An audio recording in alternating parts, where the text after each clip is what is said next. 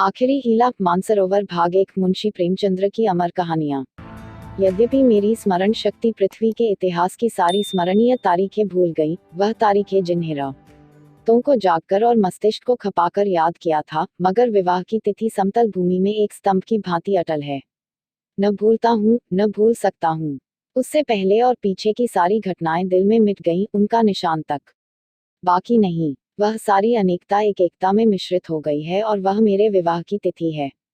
चाहता हूँ उसे भूल जाऊं, मगर जिस तिथि का नित्य प्रति सुमिरन किया जाता हो, वह कैसे भूल जाए, नित्य प्रति सुमिरन क्यों करता हूँ। यह उस विपत्ति मारे से पूछिए जिसे भगवत भजन के सिवा जीवन के उद्धार का कोई आधार न रहा हो। लेकिन क्या मैं वैवाहिक जीवन से इसलिए भागता हूँ कि मुझमें रसिकता का अभाव है और मैं कोमल वर्ग की मोहनी शक्ति से निर्लिप्त हूँ और अनासक्ति का पद प्राप्त कर चुका हूँ। क्या मैं नहीं चाहता हूँ कि जब मैं सैर करने निकलूं तो हृदयेश्वरी भी मेरे साथ विराजमान हो। विलास वस्तुओं की दुकानों पर उनके साथ जाकर थोड़ी देर के लिए रसमय आग्रह का आनंद उठाऊं।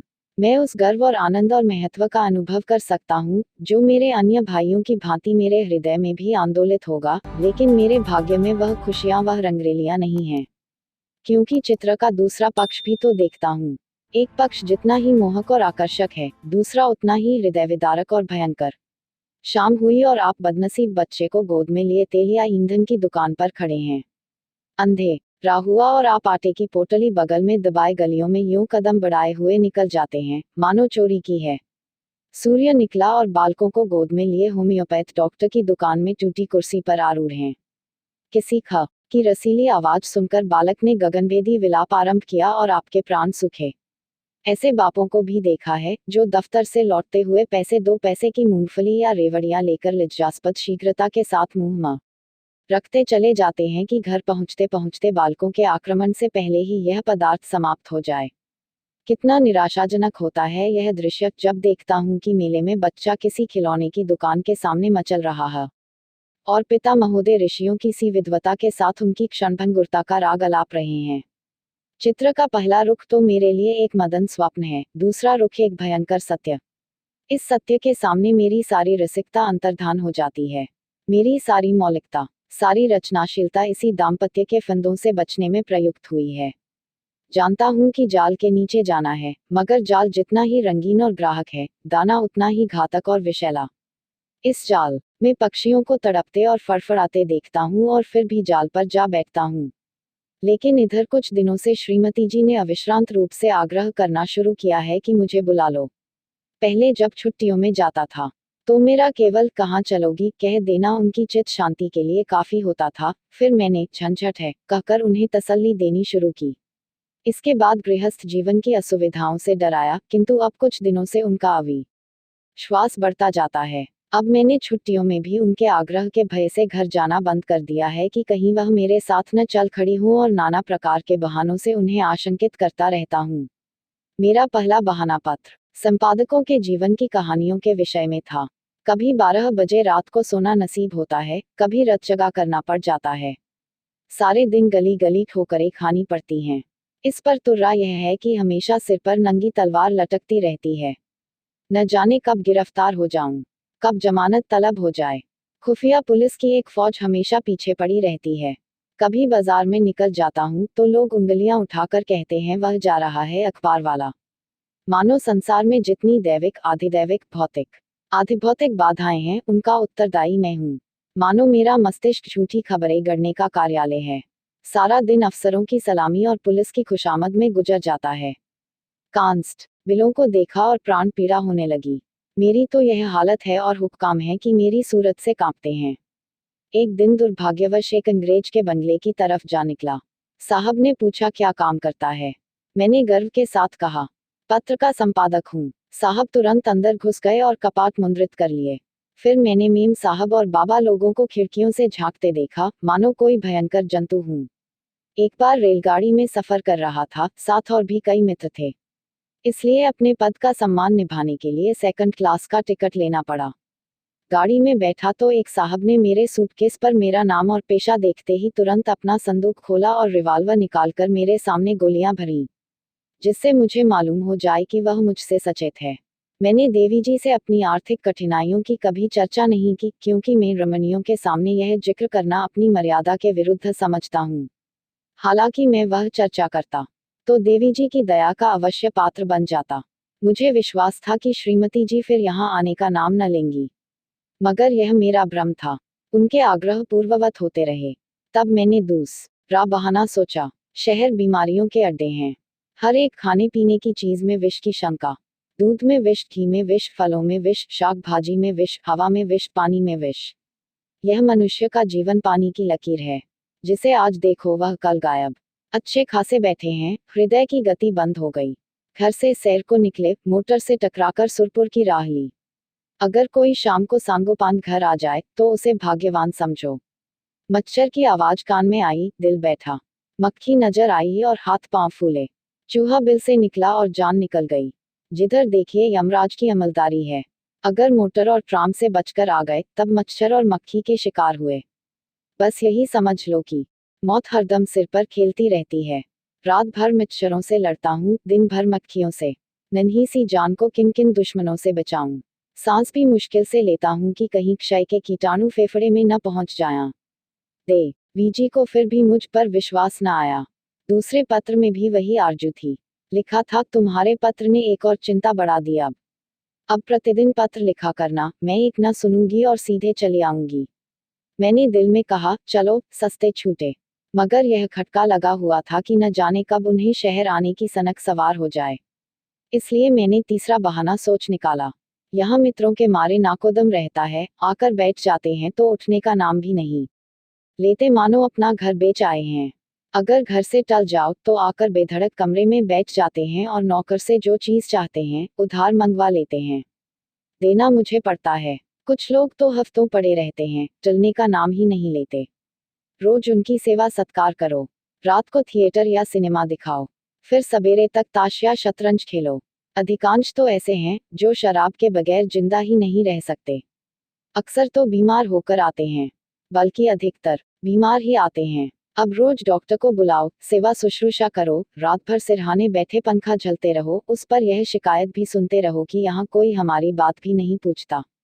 मेरी घड़ी महीनों से मेरी कलाई पर नहीं आई। दोस्तों के साथ जलसों में शरीक हो रही है। अचकन है, वह एक साहब के पास है, कोट और दूसरे साहब ले गए जूते और एक बाबू ले उड़े। मैं वही रद्दी कोट और वही चमरौधा जूता पहनकर दफ्तर जाता हूँ। मित्रवृंद ताड़त रहते हैं कि कौन सी नई वस्तु लाया। कोई चीज लाता हूँ तो मारे डर के संदूक में बंद कर देता हूँ। किसी की निगाह पड़ जाए तो कहीं न कहीं न्योता खाने की धुन सवार हो जाए।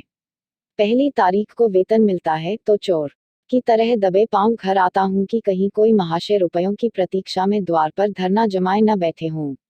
मालूम नहीं उनकी सारी आवश्यकताएं पहले ही तारीख की बाट क्यों जोहती रहती हैं। एक दिन वेतन लेकर 12 बजे रात को लौटा, मगर देखा तो आधे दर्जन मित्र उस वक्त भी डटे हुए थे। माथा ठोंक लिया। कितने ही बहाने करूं, उनके सामने एक नहीं चलती।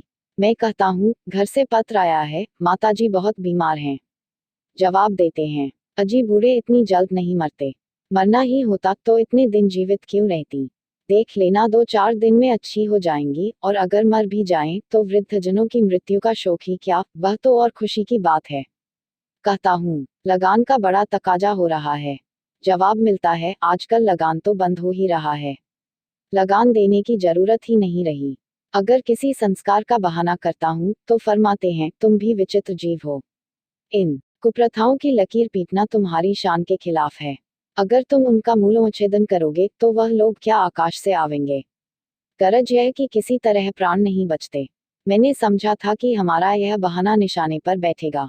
ऐसे घर में कौन रमणी रहना पसंद करेगी, जो मित्रों पर ही अर्पित हो गया हो। किंतु मुझे फिर भ्रम हुआ। उत्तर में फिर वही आग्रह था। तब मैंने चौथा हीला सोचा। यहाँ के मकान है कि चिड़ियों के पिंजरे, न हवा न रो शनि। वह दुर्गंध उड़ती है कि खोपड़ी भन्ना जाती है। कितने ही के तो इसी दुर्गंध के कारण विसूचिका, टाइफाइड, यक्ष्मा आदि रोग हो जाते हैं। वर्षा हुई और मकान टपकने लगा। पानी चाहे घंटे भर बरसे, मकान रात भर बरसता रहता है। ऐसे बहुत कम घर होंगे जिनमें प्रेत बाधाएं न हो। लोगों को डरावने स्वप्न दिखाई देते हैं। कितनों ही को उन्माद रोग हो जाता है। आज नए घर में आए, कल ही उसे बदलने की चिंता सवार हो गई। कोई ठेला असबाब से लदा हुआ जा रहा है, कोई आ रहा है, जिधर देखिए ठेले ही ठेले नजर आते हैं। चोरियां तो इस कसरत से होती हैं कि अगर कोई रात कुशल से बीत जाए तो देवताओं की मनौती की जाती है।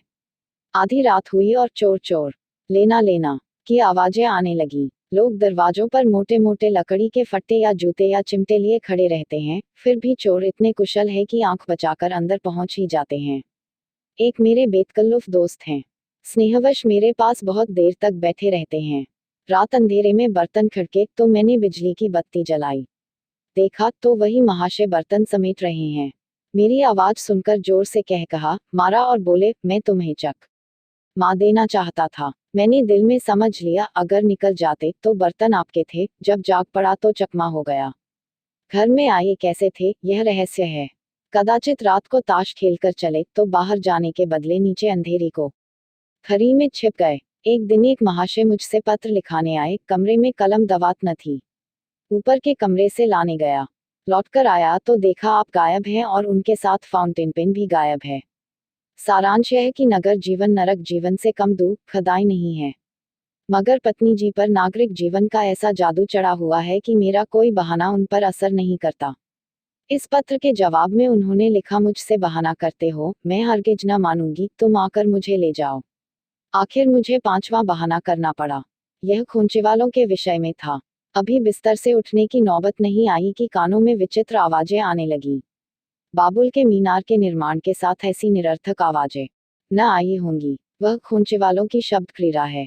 उचित तो यह था, यह खूंचेवाले ढोल मंजीरे के साथ लोगों को अपनी चीजों की ओर आकर्षित करते, मगर इन औंधी अक्ल वालों को यह कहाँ सूझती है। ऐसे पैशाचिक स्वर निकालत है कि सुनने वालों के रोए खड़े हो जाते हैं। बच्चे माँ की गोद में चिमट जाते हैं। मैं भी रात को अक्सर चौंक पड़ता हूँ। एक दिन तो मेरे पड़ोस में एक दुर्घटना हो गई। 11 बजे थे। कोई महिला बच्चे को दूध पी लाने उठी थी। एकाएक जो किसी खूंचे वाले की भयंकर ध्वनि कानों में आई तो चीख मारकर चिल्ला उठी और फिर बेहोश हो गई। महीनों की दवा दारू के बाद अच्छी हुई और अब रात को कानों में रुई डालकर सोती है। ऐसे कृत्य नगरों में नित्य होते रहते हैं। मेरे ही मित्रों में कई ऐसे हैं जो अपनी स्त्रियों को घर से लाए, मगर बेचारियां दूसरे ही दिन इन आवाजों से भयभीत होकर लौट गईं। श्रीमती जी ने इसके जवाब में लिखा, तुम समझते हो, मैं खूंचेवालों की आवाजों से डर जाऊंगी। यहाँ गीदड़ों का हौवाना और उल्लुओं का चीखना सुनकर तो डरती नहीं, खूंचेवालों से क्या डरूंगी। अंत में मुझे एक ऐसा बहाना सूझा जिसकी सफलता का मुझे पूरा विश्वास था। यद्यपि इसमें कुछ बदनामी थी, लेकिन बदनामी से मैं इतना नहीं डरता जितना उस विपत्ति से। फिर मैंने लिखा, शहर शरीफजादियों के रहने की जगह नहीं। यहाँ की महरियां इतनी कटुभाषणी हैं कि बातों का जवाब गालियों से देती हैं, और उनके बनाव सांवार का क्या पूछना। भले घर की स्त्रियां तो उनके ठाट देखकर ही शर्म से पानी पानी हो जाती हैं। सिर से पांव तक सोने से लदी हुई सामने से निकल जाती हैं तो ऐसा मालूम होता है कि सुगंध की लपट निकल गई। गृहिणियां ये ठाट कहाँ से लाएं? उन्हें तो और भी सैकड़ों चिंताएं हैं। इन महरियों को तो बनाव सिंगार के सिवा दूसरा काम ही नहीं। नित्य नई सजधाज, नित्य नई अदा और चंचल तो इस गजब की हैं, मानो अंगों में रक्त की जगह पारा भर दिया हो। उनका चमकना और मटकना और मुस्कराना देखकर गृहिणियां लज्जित हो जाती हैं और ऐसी दीदा दिलेर हैं कि जबरदस्ती घरों में घुस पड़ती हैं। जिधर देखो इनका मेला सा लगा हुआ है। इनके मारे भले आदमियों का घर में बैठना मुश्किल है। कोई खत लिखाने के बहाने से आ जाती है, कोई खत पढ़ाने के बहाने से। असली बात तो यह है कि गृहदेवियों का रंग फीका करने में इन्हें आनंद आता है। इसलिए शरीफजादियां बहुत कम शहरों में आती हैं। मालूम नहीं इस पत्र में मुझसे क्या गलती हुई कि तीसरे दिन पत्नी जी एक बूढ़े कहार के साथ मेरा पता पूछती हुई अपने तीनों बच्चों को लिए एक असाध्य रोग की भांति आ डटी। मैंने बदहवास होकर पूछा, क्यों, कुशल तो है?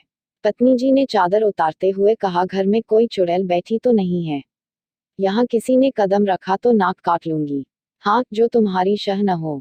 अच्छा, तो अब रहस्य खुला। मैंने सिर पीट लिया। क्या जानता था अपना तमाचा अपने ही मुंह पर पड़ेगा।